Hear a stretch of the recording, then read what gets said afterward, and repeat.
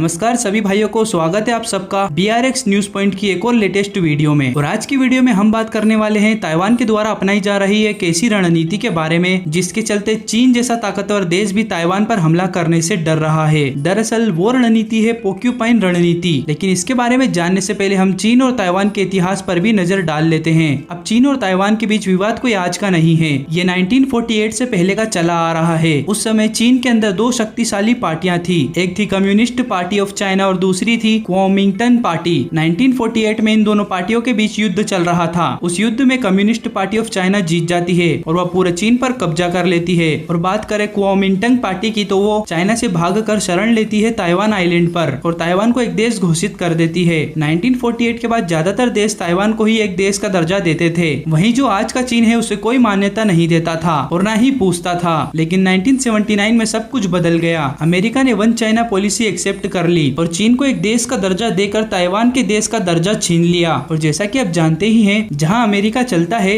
उसके पीछे पीछे पूरा यूरोप आता है। यूरोप के देशों ने भी ऐसा ही करना शुरू कर दिया और उसके बाद तो पूरी दुनिया ने यही किया। यहाँ तक कि भारत ने भी वन चाइना पॉलिसी एक्सेप्ट कर ली। अब ये भी कहा जाता है कि 1990 के दौर में ही चीन पूरे ताइवान पर कब्जा करना चाहता था, लेकिन उसे डर था कि अगर उसने ताइवान पर हमला कर दिया तो जो बाकी के देश है वो वन चाइना पॉलिसी को एक्सेप्ट नहीं करेंगे। ऐसे में सभी देश एक बार वन चाइना पॉलिसी को एक्सेप्ट कर ले और हमें देश का दर्जा दे दे, उसके बाद आराम से हम ताइवान पर कब्जा कर लेंगे। और यही चीन की सबसे बड़ी भूल साबित हुई, क्योंकि उस समय ताइवान पर कब्जा करना काफी आसान था, जबकि आज की तारीख में ये बहुत ही ज्यादा मुश्किल है। क्योंकि 1980 के बाद ही ताइवान ने भारी मात्रा में मिलिटराइजेशन शुरू कर दिया और अपने सैनिकों की तादाद बढ़ाने के साथ साथ ताइवान ने अच्छी क्वालिटी के डिफेंस सिस्टम, लड़ाकू विमान और अन्य हथियार भारी मात्रा में खरीदना शुरू कर दिए, जिससे कि उनकी सेना अच्छी खासी बन गई। लेकिन साल आता है 2009, जिसमें अमेरिका के एक बहुत ही बड़े नेवी कमांडर थे जो उस समय अमेरिका के एक रिसर्च सेंटर में काम करते थे। तो 2009 के आसपास उन्होंने एक स्ट्रेटेजी लिखी जिसे पोर्क्यूपाइन स्ट्रेटेजी कहा जाता है। और इस स्ट्रेटेजी का मकसद यह था कि जो छोटे देश हैं, जिनका मिलिट्री बजट बहुत छोटा होता है, जिनके पास हथियार कम होते हैं, जिनके पास सैनिक कम होते हैं, संसाधन कम होते हैं, जिनके पास लड़ाई का अनुभव भी ना हो, ऐसे छोटे देश बड़े देशों से कैसे लड़ें। खास करके ऐसे देश जो बहुत ही आक्रामक हो, जिनकी सेना बड़ी हो, मिलिट्री बजट ज्यादा हो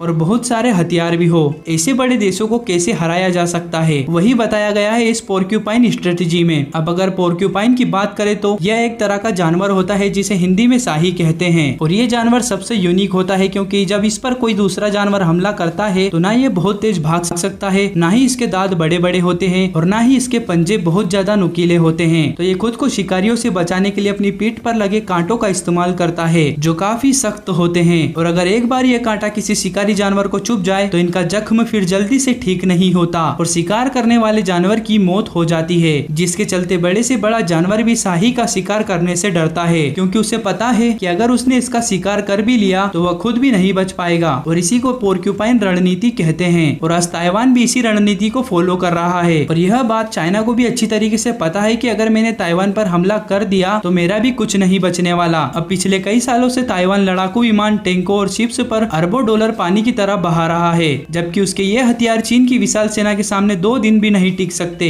और ये बात अब ताइवान को अच्छी तरीके से समझ आ चुकी है, जिसके चलते 2015 में इन्होंने पोर्क्यूपाइन स्ट्रेटेजी के तहत काम करना शुरू कर दिया। और अब इन्होंने बड़े बड़े लड़ाकू विमानों की जगह, बड़े बड़े टैंकों की जगह छोटी छोटी जेवलिन और स्टिंगर मिसाइल खरीदनी शुरू कर दी, जो टैंकों को मारने में बहुत ही ज्यादा एक्सपर्ट मानी जाती है, जो बड़ी बड़ी शिप्स को धराशायी करने के लिए बेस्ट मानी जाती है। ताइवान ने ऐसी मिसाइलों की खरीद शुरू कर दी है। इतना ही नहीं, ताइवान ने बहुत सारी अंडर वाटर माइंस खरीदी। इसके अलावा लैंड माइंस भी खरीदी, जिन्हें ताइवान के चारों ओर बिछा दिया गया है। अब होगा यह कि अगर चीन इनकी तरफ बढ़ता है तो पहले उसे नौसैनिक तौर पर भारी नुकसान झेलना पड़ेगा, क्योंकि माइंस के चलते अगर चीन की नौसेना ताइवान के पास भी आएगी तो तबाह हो जाएगी। लेकिन अगर चीन लाखों सैनिकों को मरवा देता है और फिर भी आगे बढ़ता रहता है और ताइवान के तट तक पहुंच जाता है, तो वहां भी इन्होंने लाखों करोड़ों लैंड माइंस बिछा रखे हैं, जो बहुत ही हाईटेक टेक्नोलॉजी से लेस हैं। और जब चीन अपनी सेना लेकर वहां पहुंचेगा तो उसे लाखों सैनिकों की मौत देखने को मिलेगी। इतना ही नहीं, ताइवान के पास मध्यम दूरी की मिसाइल है और चीन और ताइवान के बीच की दूरी 180 किलोमीटर है। और इसी दूरी की मिसाइलों से ताइवान चीन के बड़े बड़े शहरों को भी निशाना बना सकता है, जिससे चीन को भारी नुकसान उठाना पड़ेगा। और बात यहीं तक सीमित नहीं है, ताइवान ने अपने हर एक नागरिक को युद्ध लड़ने की ट्रेनिंग दे रखी है। हर एक व्यक्ति जानता है कि जेवलिन और स्टिंजर को कैसे चलाना है। ऐसे में ताइवान का आम नागरिक भी चीनी नौसेना के अरबों डॉलर की शिप या हेलीकॉप्टर को तबाह कर सकता है। और ताइवान के जनरल यह कहते हैं कि तू एक बार हमला करके तो देख, तेरी सारी हवा निकल जाएगी। इसके अलावा ताइवान को अमेरिका का खुला समर्थन है और अमेरिका के युद्धपोत हर समय ताइवान को अपनी नजर में रखते हैं और ताइवान इस बात से भी अच्छी तरीके से वाकिफ है कि अगर चीन ने उस पर हमला किया तो अमेरिका चाइना पर प्रतिबंध ठोक देगा, जिससे चीन की इकोनॉमी बुरी तरह से क्रैश हो जाएगी और ज्यादा नहीं तो इस छोटे से देश पर हमला करने से चीन कम से कम 20 साल पीछे चला जाएगा और चीन का सुपर पावर बनने का सपना भी अधूरा रह जाएगा, जो चीन कभी भी नहीं चाहेगा। इसलिए वो सिर्फ ताइवान को धमका रहा है।